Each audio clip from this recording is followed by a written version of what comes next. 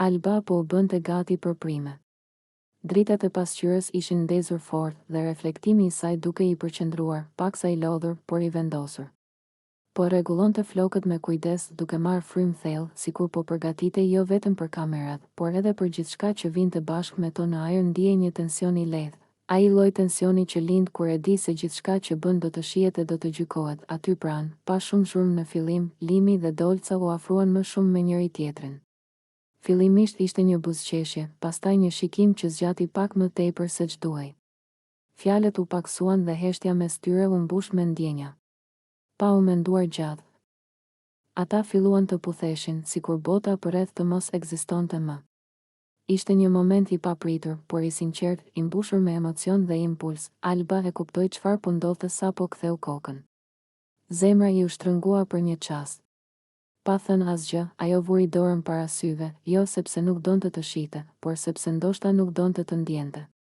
Ishte ajo lloj gjesti që bëhet instinktivisht, kur realiteti bëhet paksa i vështirë për t'u përballuar.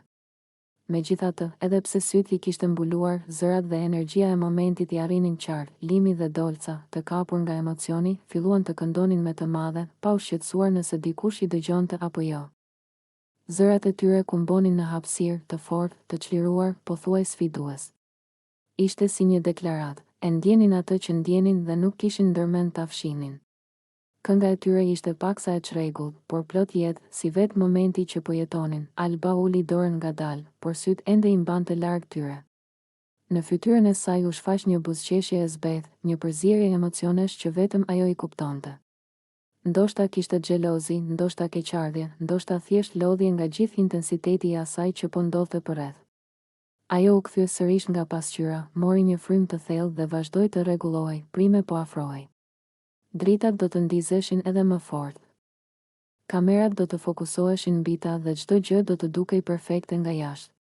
Por ai moment, pak para gjithë kësaj, mbeti i vërtet, i papërpunuar dhe i mbushur me ndjenja njerëzore. Një çast ku Alba, Limi dhe Dolca, secili në mënyrën e vet, po përballeshin me emocionet e tyre, larg rolit, larg skenës, thjesht si njerëz.